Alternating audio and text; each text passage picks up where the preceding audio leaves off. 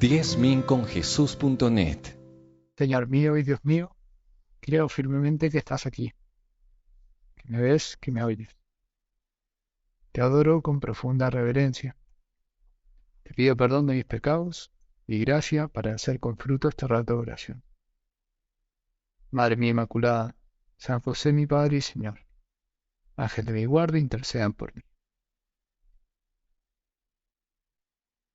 En el día de hoy, el Evangelio nos trae una situación difícil de Jesús, podríamos decir. El Señor predica tan bien y hace tantos milagros que se le empieza a unir mucha gente. Dice el texto que al enterarse de las cosas que hacía, acudía mucha gente de Judea, Jerusalén, Idumea, Transjordania y cercanías de Tiro y Sidón. Judíos y paganos venían a escuchar al Señor. Y entonces nos dice que como había curado a muchos, todos los que sufrían de algo se le echaban encima para tocarlo. Al Señor se le echa encima a la gente, porque hace milagros y porque no solo su palabra, sino su mismo contacto ya es capaz de curar enfermos, ya es capaz de sanar todo tipo de males en la vida humana. Qué maravillosa es, por lo tanto, nuestra fe cristiana, o podríamos decir, fe católica en concreto, porque también nosotros en nuestra vida cristiana tocamos al Señor. Y digo católica y no cristiana en general, porque sabemos que en otras confesiones, protestantes sobre todo, no existen prácticamente los sacramentos, o están muy diluidos. En cambio nosotros tenemos la suerte enorme de tocar al Señor, y tocarlo especialmente en la Eucaristía. No es la nuestra una fe espiritualista, una unión individual, directa con Dios, sino una fe corporal incluso. Nos unimos a Dios no solamente con nuestra alma, sino también con nuestro cuerpo, porque involucra a toda la persona. Por eso, en estos tiempos de post-pandemia, se ha hecho tanta insistencia en volver a la presencialidad, porque necesitamos tocar a Jesús, como aquellas gentes del siglo I que se le echaban encima. También nosotros, si queremos ser curados de nuestras enfermedades, si queremos que el Señor nos regale su gracia, tenemos que tocarlo, tenemos que sentir su presencia, tenemos que participar de su alma y de su cuerpo, de su persona entera, porque Jesús está resucitado. Y no solamente es un alma, sino que es un alma y un cuerpo. Y a ese Jesús es al que queremos llegar. De ese Jesús es de quien nos queremos enamorar.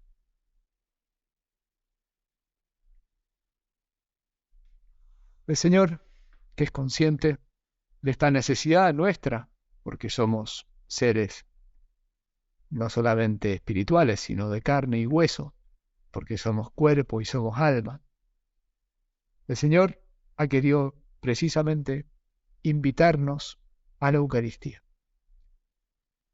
Y lo dice así: tomen y coman. Tomen y coman. No solamente dice hablen conmigo, sino tomen y coman. Y va a decir después: esto es mi cuerpo, esta es mi sangre. De hecho, en el discurso sobre la Eucaristía que se recoge en el Evangelio de San Juan, el Señor lo dice con palabras fuertes. Si no comen la carne del Hijo del Hombre y no beben su sangre, no tendrán vida en ustedes. Y es tanta la realidad, el realismo, mejor, con el que el Señor pronuncia estas palabras, que muchos discípulos se espantan. Dice San Juan que desde aquel momento muchos ya no lo siguieron, porque pensaba que estaba loco, ¿Cómo vamos a comer su carne? ¿Cómo vamos a beber su sangre? Y se alejaron, no lo podían entender. Y nosotros, Señor Jesús, te damos gracias. Tampoco lo podemos entender. Pero como San Pedro en aquella ocasión, cuando el Señor les preguntó, ¿ustedes también me quieren dejar? También nosotros como San Pedro te decimos, Señor, tú tienes palabra de vida eterna. No lo entendemos. Esto nos supera. Es un amor demasiado grande que apenas podemos vislumbrar un poco, pero Señor, esto es vida eterna. Esto es maravilloso. Saber que tú no solamente quieres que te hablemos, que te recemos, sino que además que te toquemos, que te comamos, que te hagamos también carne de nuestra carne.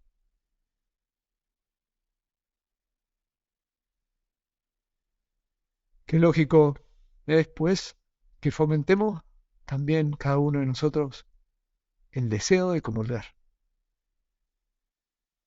Lo hacemos cada vez que rezamos la comunión espiritual, con la fórmula que más nos guste, esa oración con la cual le expresamos al Señor el deseo de comulgar. Y es lógico, porque es una respuesta al deseo de Jesús. El Señor nos lo decía en la última cena, tomen y coman, con un imperativo. El Señor estaba ardiendo de deseos de quedarse en la Eucaristía. El mismo San Lucas lo dice cuando narra la última cena, cuando el Señor se sienta a la mesa con sus discípulos, pone en boca de Jesús estas palabras: ardientemente he deseado comer esta Pascua con usted. El Señor Jesús desea ardientemente que lo comamos, que lo toquemos. Pues, ¿cómo vamos a responder nosotros a ese deseo del Señor? Deseándolo también, con cariño, con ansia, con anhelo.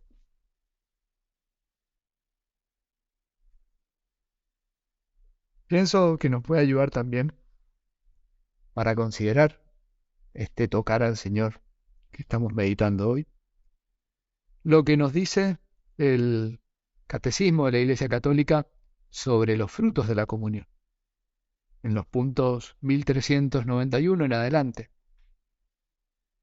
¿Qué es lo que produce este tocar a Cristo? Evidentemente el Señor no quiere, sobre todo, eliminar nuestros males materiales. Si a veces estamos enfermos y nos duele una muela, no por comulgar se nos va a pasar, podríamos decir. ¿Por qué? Porque nos hace bien sufrir un poco en este mundo. Pero el Señor hace unas cosas mucho más grandes que curar enfermedades corporales. El Señor nos diviniza con cada comunión. Y por eso el Catecismo dice lo siguiente. En primer lugar, la comunión acrecienta nuestra unión con Cristo. Recibir la Eucaristía, la comunión, da como fruto principal la unión íntima con Cristo Jesús. Acordémonos de esa parábola que el Señor nos decía también: yo soy la vid y ustedes son los sarmientos. Si el sarmiento no permanece unido a la vid, no puede dar fruto. Pues solo si tocamos a Cristo, si nos unimos a Él, especialmente en la comunión, que es la máxima unión que podemos lograr con el Señor en esta tierra, entonces seremos sarmientos que dan fruto. Si no, nos secamos.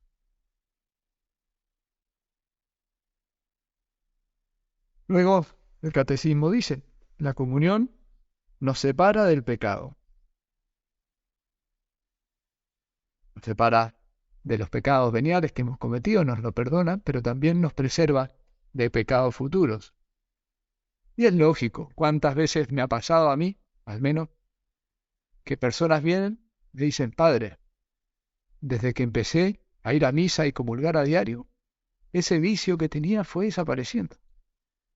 Y ya tengo toda la fuerza para para vencer las tentaciones.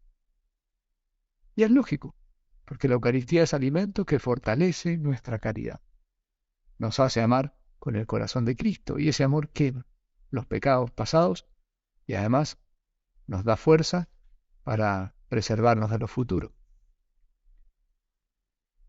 Y luego el catecismo menciona dos frutos más. Por una parte, la Eucaristía hace la Iglesia, nos une a todos los demás cristianos, especialmente a los pobres. Pero nos une a todos, y por eso es lógico que quien comulga después ame más a los hermanos. Y el último fruto es el que nos dice en el punto 1402, si la Eucaristía es el memorial de la Pascua del Señor, y si por nuestra comunión en el altar somos colmados de gracia y bendición, la Eucaristía es también la anticipación de la gloria celestial. Y es así. Si está Jesús en la Eucaristía, unirse con Jesús es unirse al cielo, es estar en el cielo, es un anticipo del cielo. Quizás no lo hemos experimentado demasiado en este mundo, pero eso no es porque falte potencia en la Eucaristía, sino porque nos falta fe a nosotros. ¿Cuántos santos sí que lo han experimentado? Que han visto en cada comunión que han recibido ese anticipo del cielo. Es esa diferencia entre tener un dedal y tener un balde. En el dedal se nos puede llenar con muy pocas gotas. Y el balde, en cambio, se nos llena con mucha agua. Pues el Señor nos da toda su gracia en cada comunión. Pero de nosotros depende presentarnos con un dedal o con un balde para recibir todo ese enorme tesoro. Qué maravilla es la comunión. Qué bueno es que quizá le pidamos a la Virgen Santísima, como lo hacemos a veces en algunas fórmulas de la comunión espiritual, que nos ayude a prepararnos como ella lo hizo para recibir al Señor. Ella fue concebida sin pecado original, no tuvo ningún pecado y así recibió con una pureza enorme al Señor, con una disponibilidad de ánimo tremenda. Pues nosotros le pedimos a ella, Madre mía, ayúdame a aprovechar cada comunión para que al contacto con el cuerpo y la sangre de Cristo, también yo me haga digno de participar de la gloria celestial. Te doy gracias, Dios mío, por los buenos propósitos, afectos, inspiraciones que me has comunicado en esta meditación. Te pido ayuda para ponerlos por obra. Madre mía Inmaculada, San José, mi Padre y Señor, Ángel de mi guarda, intercedan por mí.